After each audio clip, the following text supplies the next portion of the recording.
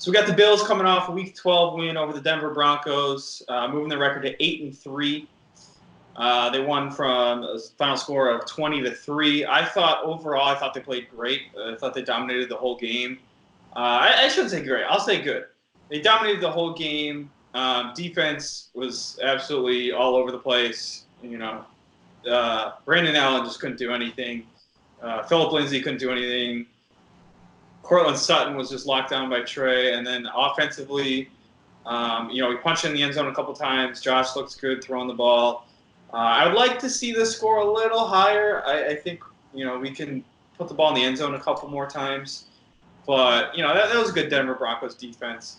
So I'm curious, your overall thoughts on the game, too. Overall, I think it's a good win against a team that has a underrated defense. That's for sure. Devin Singletary breakout game, huge for him. Frank Gore passing Barry Sanders, pretty cool stuff. But yeah, I think that Josh looked really good. I think he really looked pretty good from the pocket throwing. We'll get into more of the specifics, but I think he looked really good, and I thought Brandon Allen did not look good. Played kind of timid. And the Bills' defense just absolutely proved themselves again. It was almost a New England defense-esque, or the game they played against New England-esque defense. How limited they made the Broncos.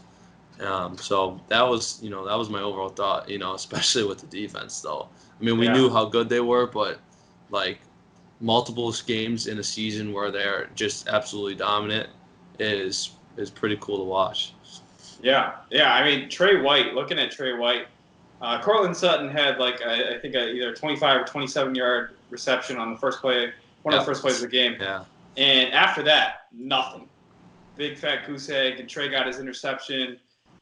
Huge interception too. Yeah. He's clutch with these interceptions that are, potentially momentum shifting if he doesn't get those. So, the guy got to be a Pro Bowler this year. He's been phenomenal. It'd be a shame if he didn't get voted in. Yeah, for sure. He's just been locked down. I think Gilmore, in my mind, Gilmore is at the top. I think Trey is definitely in that top 3 discussion though, with Jalen Ramsey and a bunch of other guys. But I think Trey has just been playing phenomenal, and also can't go without mentioning Matt Milano has just been all over the football field. This guy makes every single tackle. He's in on every play, swatting balls down at the line. The guy, he's fast. He can run sideline to sideline. He's got a nose for the ball, and it's great because, he's just been taking over some of these games. Yeah. Ed Oliver, Shaq Lawson, Shaq Lawson for sure. But the D-line came out and they put it to the Broncos. Milano, I completely 100% agree with you. He is an absolute animal. He reminds me of Luke Kuechly. He's all over the field, athletic. Both BC guys too. Yeah. I just think he's so underrated. He's criminally underrated. The guy, like I just said, every time you look at a run, a pass, whatever, he's just somewhere in the vicinity, always lurking, always making a big play. And he can run with the best of them. And like you said, the D-line. Shaq Lawson got his 2 sacks. I think that guy is setting himself up to get paid this offseason. We didn't extend his 5th-year option, so whether it's in Buffalo or elsewhere, I think he's definitely he's going to earn his money. Yeah, and it was nice to see Ed Oliver get. I felt like one of his first real sacks. He sort of come into his own, which I thought should have been a safety. I don't understand. I don't understand that, but yeah, it was close. Yeah, Ed Oliver's been. Hopefully he can keep it up. He's been playing, I thought, a lot better. I know Coach McDermott benched him, or maybe not benched him, but reduced his playing time. And I think they put a little fire under his butt. Right, which is what you want to see. That's definitely what you want out of first round pick. So moving it over to the offensive side of the ball, I think we have to start with our guy who got over 100 yards for the first time, Devin Singletary. Yeah. That he is shifty as heck, and it seems like no one can bring him down on the first contact. Yeah, I 21 attempts for 106 yards. I mean, the guy has the whole package, in my opinion. He's got quick cuts, acceleration. He's tough to bring down, elusive, and he's got speed. And Yeah. that's just the whole package to me. I mean, obviously, it's only his first 100-yard rushing game, and you're probably wondering, wow, like, how can you make that assumption so early? But I mean, there's something special about him. I saw one of the plays in the game. He stopped on a dime and Mm-hmm. went backwards, made a guy miss, and shifted and went upfield and got a first down. And I was like, Yeah. holy crap. Like It's this guy is elusive. And I mean, yeah. for being like a small, bigger guy, and he still can run people over. He's shady-esque, I think, and yeah, like you said, cut on a dime. I mean, he just has instincts, the instincts that you can't teach. Yeah. And he frankly he dominated that game. I would love to see Dable get him involved more in the pass game. Yep. And I think we'll talk about it a little later, but how the Cowboys get Zeke involved in screen game and stuff like that. I think getting Devin in space more would be huge, not only for him but for the whole offense just moving the ball. Yeah. He's had 36 touches in the past 2 weeks. And I actually have in my notes, I'm like starting to see him emerge as a feature back. Like I could definitely see him. Yeah. I mean, Yeah. if you're really gonna like think about it, how long are we gonna have Frank Gore? And who else is Yeldon? Did he even play? I don't even remember him in the game. He doesn't even suit up. Yeah, No, he doesn't suit up. You gotta kind of put your chips in Devin Singletary and let him develop a little bit on the field. And I really hope Dabble keeps it up with these touches, and because it definitely helps Josh too. It's not just for Devin. Another player I want to touch on just briefly because we saw little glimpses of him, but Robert Foster. Robert Foster was finally involved in the offense. Oh my God, I feel like all of Bills Mafia has been clamoring for him to, get involved. And he touched the ball twice. He had two games over 20 yards. And I mean, that guy is so fast. His straight line speed is just incredible. You see him with the ball. It's so unfortunate to see him go down with the hamstring. Hopefully, that doesn't keep him out long. But man, we could have used that this whole season. Yeah, seriously, watching him on that one reverse, I just saw like, holy crap, like that guy just took off, and and everybody saw it, and he just outran all the defenders. And then first play in the second half, I think, or one of the first plays, and he throw it to him underneath, and the guy just outran that defender who was right on a man coverage, and I was just like, holy crap, like I mean, like I was like, who is that guy when I first. That's how much he's playing, but you got to think a guy, he hasn't really played much. A guy coming off an injury earlier this year, and it's tough to kind of get back in that football shape. That kind of just shows you got to have those reps in training camp, OTAs, all that kind of stuff to prep your body to last through the season. So that could be kind of the issue, but. Sure. It's just a shame to see, especially on a play where it was over, and it wasn't malicious either. The guy just pushed him out of bounds, and he just couldn't catch himself. And I've seen that a million times playing football for, in college. It's actually one of the most dangerous plays, and we're taught not to do it in practice because it causes a lot of. It'll lead to that. Yeah, it'll lead to that. Let's talk a little about Josh, what we saw from him. I mean, he stood in the pocket tall and strong, threw a dart to Cole Beasley, who put a sick move on the defender. And then had finally, he had the deep ball that everyone's been waiting for to John Brown, who came down with a perfectly placed ball. He came down with a great catch, great basket catch. What'd you see from Josh? What'd you like from him? Yeah, Josh played actually amazing in my opinion. I mean, that was the best game he could have played for his abilities right now and how far he's developed. He looked very confident on his play action passes. His quick throws were great, and he didn't compromise his accuracy for him, which is huge because a lot of times when you get the ball out quick, you might throw, you might just throw it to get it out, and it'll be a little inaccurate, but he's throwing the ball quick, accurately. That play where he stood in the pocket to throw to Cole Beasley, that was his arm is freaking a cannon. I mean, that guy he knew he was getting absolutely demolished on that play, and he threw a dart, a rocket to Cole Beasley. And I was really impressed with that play for sure. And then, like you said, the throw to John Brown, and it was just fitting that it was against Harris too, which was awesome. But caught him in a double move. Yep, and Josh, his footwork and his technique on that were great. He opened his shoulder real quick, got him to bite, threw a nice lofted pass, but it wasn't where Harris could recover on it, and John Brown just made a beautiful catch. So I was really impressed with that, and then I was also really impressed with his deceptive elusiveness. I mean, we all seen the cut up, especially Bills fans, because we're all trying to get it mainstream more, but his play, I think it was the start of the second quarter, down in the end zone, and he jukes out about 3 defenders, and one of them was Von Miller, and one runs for the first down and then out of bounds after avoiding a 20 or 15 to 20 yard loss. Yeah, the guy's, I mean, he's a mix of Cam Newton and Ben Roethlisberger. He's got Cam Newton's size and speed. Because obviously we know Cam can run, but the main thing is he's kind of like Ben Roethlisberger to the point where, I mean, I've watched a million Ben Roethlisberger games. The guy does not go down no matter who's grabbing him, whatever.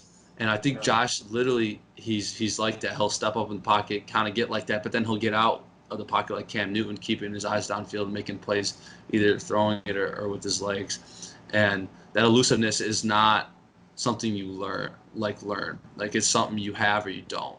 And that's such a good sign to see that Josh Allen is kind of using that to his ability and everything. It's like we talked about with Singletary. It's just that split decision, just instinct that you have to either get out of the pocket or make a quick juke or whatever.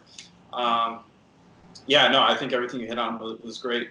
What I think I've seen from Josh that has really taken him to the next step this past 2 weeks especially was him staying in the pocket longer, firing the ball, stepping up in the pocket, whatever. Just not being so quick to, and maybe this is pass protection too, but not being so quick to just, run outside the pocket to his right and try to make these heroic throws. So I think we're going to move on to our preview soon. But something in Dallas I would love to see is him just stay in the pocket more and try to win the game that way. So I think that's a perfect segment into our preview. Week 13 versus the Cowboys. Thanksgiving Day, in front of the national crowd. The 8-3 Bills go to the 6-5 Cowboys. I think there are a lot of keys, both offensively, defensively, Bills need to touch on. Let's start offensively. What are some things you think the Bills need to focus on? I definitely think they need to keep their trend up with running Singletary. Hopefully Dabble gives them over 10 carries, hopefully 20 carries. I think that's a normal workload that he needs. Run the ball with him. Take some pressure off Josh.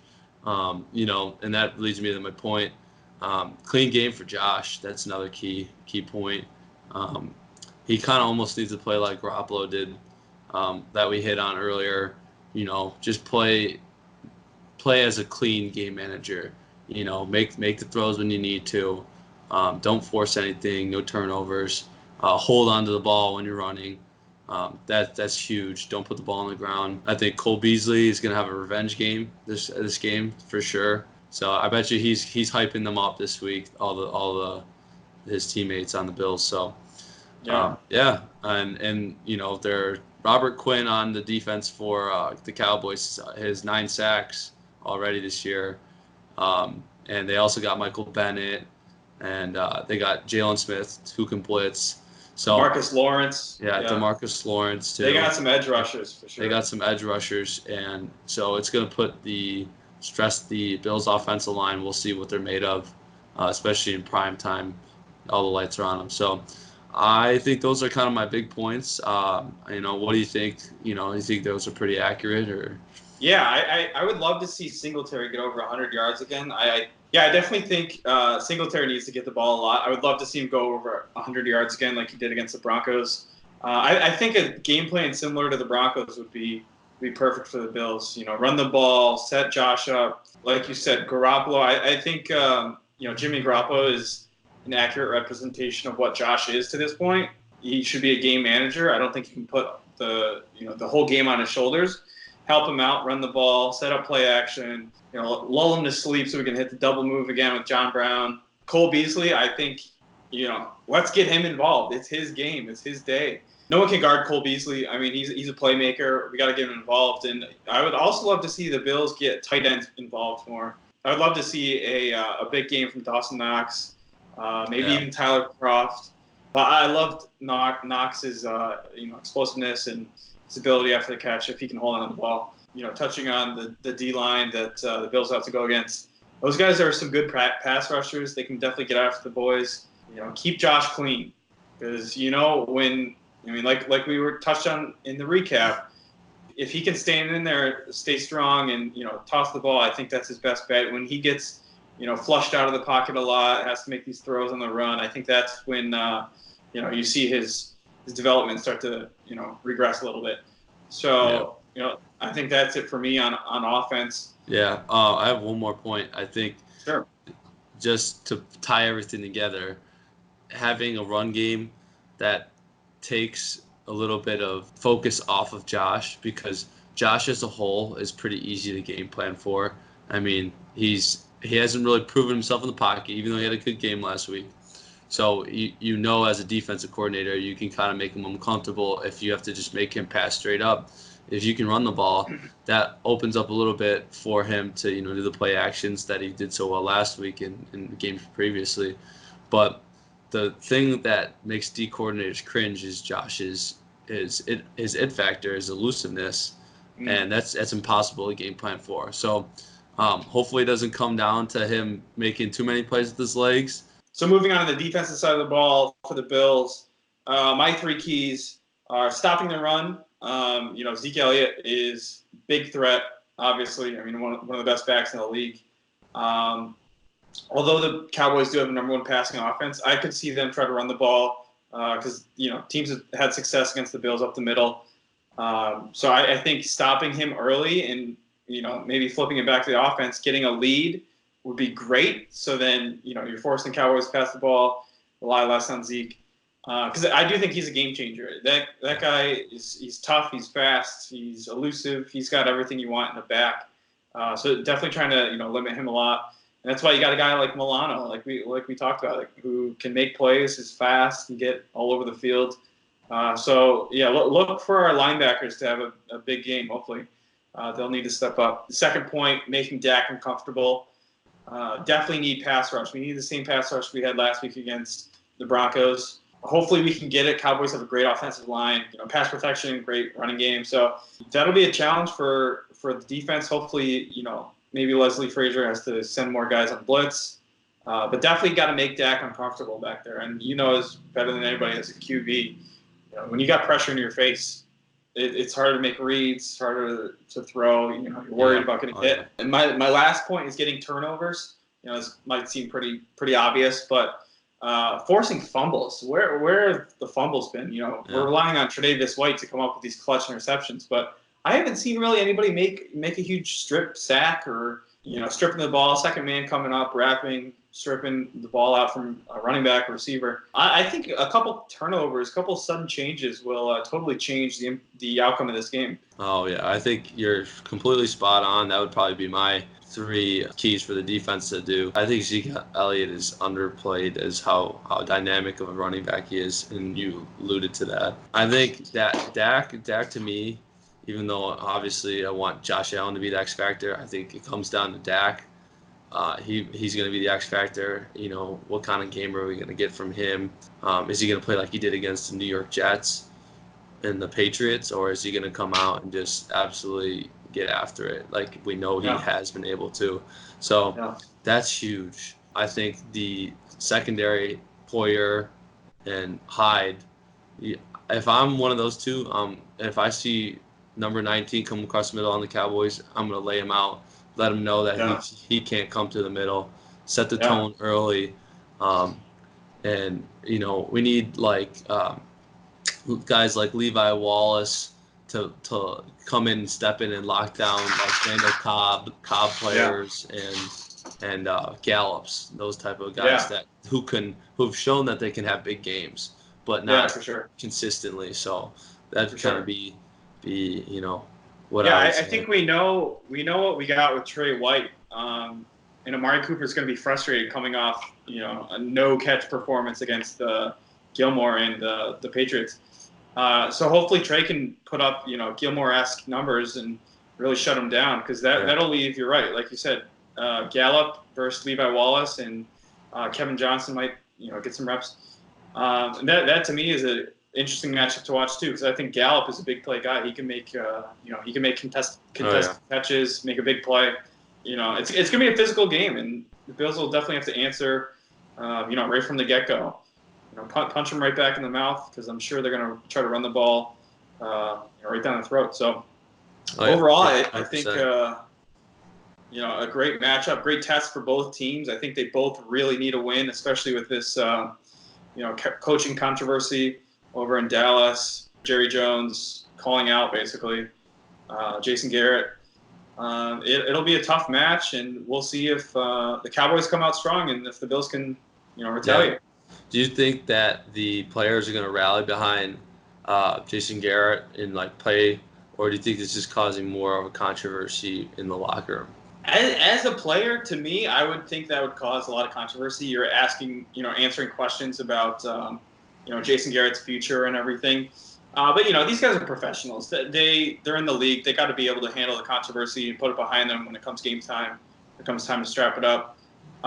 This game kind of feels a little to me like that Eagles game did, and hopefully it's not the same outcome. But that Eagles game a couple weeks back, they just came off a bad loss against Dallas. Actually, they were upset. They were fired up to get back at it, and they punched the Bills in the mouth at home, and they ran the ball all over them. So hopefully the Bills learned from that, and I think they did since that game. But like I said, they got to be ready for a dogfight. It's going to be a physical game. So definitely can't wait to watch. Yeah. What are your Thanksgiving plans? Anything crazy over there? Oh no, just gonna just chill out. Probably gonna go to my one Cowboys friend's house, and God. they'll deked out in his Cowboy stuff. I'll be deked out in my Bill stuff, and hopefully we come out on top. But yeah, just gonna watch the games and enjoy that. What are your plans?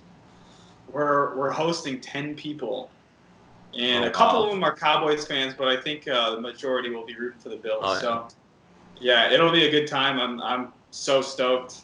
I can't wait. It'll be a great game. All right, so we talked about our keys for the game. When it comes down to it, who do you like in this game? Unfortunately, I got to go with Dallas. I'm probably going to pick Dallas 24-20. I think it's going to be a pretty close game. Hopefully the Bills, pull it out. I really hope they do. I'm going to be rooting for them. But 24-20, Dallas, that's what I got. Who you got? That's fair. I'm going to go Bills here. I think they finally turned the corner and show the national stage, what they're all about. I got them 23-20. So like you had, very close game. I don't really see it being a blowout just because both teams have such a great defense and can hang in there. But if Dak gets hot, I don't know. Maybe it could. Yeah. Let's hope they show up though. It's a short week. Let's hope they show up. All right, now we're gonna move on to our final segment. Who you got? We're going to run through a list of all the games, all 16 games this week, rapid fire, and we'll just say who we think will win the game. So, you ready? Yep. All right. Kind of. We'll see.